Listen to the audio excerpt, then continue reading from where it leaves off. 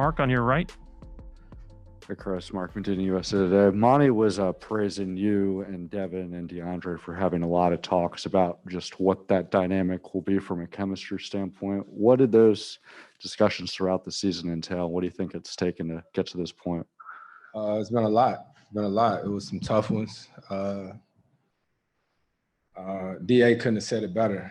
Sometimes, people take it as arguing or whatnot, but I think it was all constructive.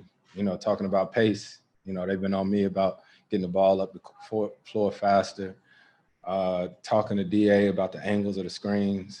And you see, as the season goes on, how much that stuff is important about hitting the bottom, getting out, making yourself open. And I could show you play after play where it helped tonight. Chris in the back right. Chris Haynes, Yahoo Sports. Chris, can you talk about the first 5 or 6 minutes for you? It seemed like it took a little bit to kind of settle in, and you took off. When did it start to click? And what were you feeling in those initial minutes? I just missed. It's my first couple shots. You know what I mean? I think that's the way that we play. Book got it going. I think Book had 12 in the first quarter. And that's just the way our team is. It's not just one guy that we depend on. Kale could get going. Jay might be hot. DA might have it going. And we just feed off of each other. And it's sort of just all game long, this guy, that guy. And we just try to find a way to win. Brian, over here on the left side. Hey, Chris. Obviously, we know you waited a long time, but the fans here waited a long time to see the Suns playing the finals again. Did you get to kind of just, notice how much they were taking in this whole scene and how much they were enjoying what you guys were doing out there today? Not really. Not really. Probably maybe initially when we run out for warm-ups, but I'm just so locked into the game. I ain't really paying attention to much, just trying to stay in the moment. It got crazy loud during one of those timeouts, but it's exciting. And, that's one win, and I think I'm just focused on the task at hand. Dwayne in the front.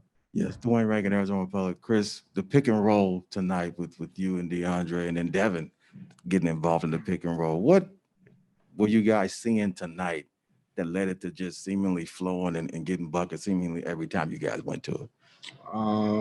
We play a lot of basketball, so we sort of know. I was watching them soccer games today, which was crazy. I watched that hockey game last night, and I'm watching that like, damn, how do you know to pass it there? And, and they probably think the same thing with us, but we do this so often, and we've seen just about every coverage you could possibly see. So it's second nature. And I think our coaches, the way they prepared us since training camp, day in and day out, it seems repetitive to some, but for us, it's necessary. So, on top, you're talking about pace. You guys had 20 points in transition. As far as pushing it, Mikal, is that just an automatic when he's ahead to get it to him? Yeah, they be on me bad about that, especially Willie Green. Willie was my teammate. Willie always said that I held on to the ball too long. You know what I mean? But it's like I said, constructive criticism. In that Clipper game, the closeout game, Willie came and said, we need to get the ball over half court with 20 seconds, so I'm trying to make a conscious effort of making sure we playing with the right pace.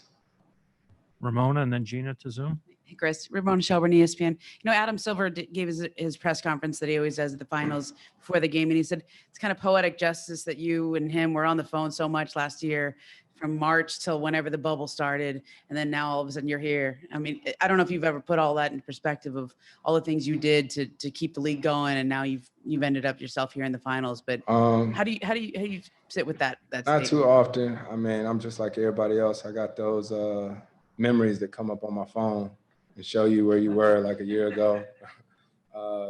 Dooley, Abdul Nader came up to me in the locker room before the game.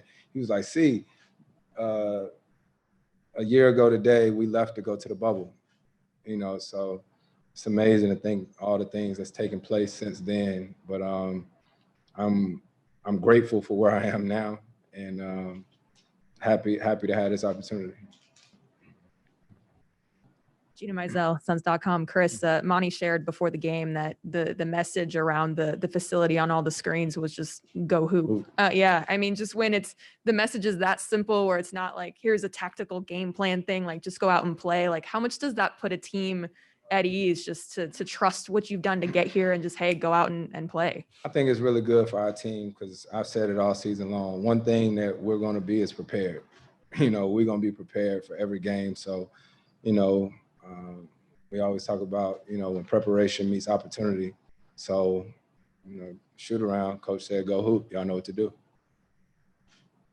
Palmer on Zoom. Next up is going to be Brendan Clean with Locked On Suns.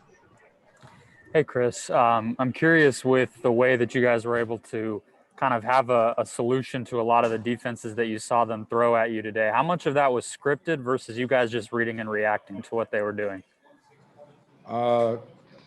Combination of both.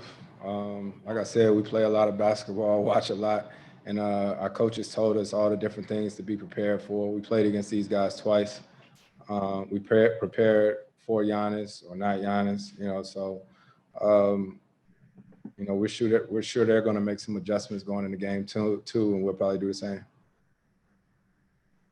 Final question is Kent Somers with the Arizona Republic. After your voice and many others in DA's ears throughout the year, what are you most proud of the way he's played this postseason? I was sitting in the back during DA's press conference just now, just hearing him talk, just seeing maturity in him, not only as a basketball player, but as a person. Everybody doesn't get a chance to know him off the court, but he has the biggest heart. One of the best guys you'll ever meet. So the success and the recognition that he's getting right now is well deserved, and I couldn't be happier for another guy on our team. Not even you, Book. Yep. All right. Thank you, Chris. All right.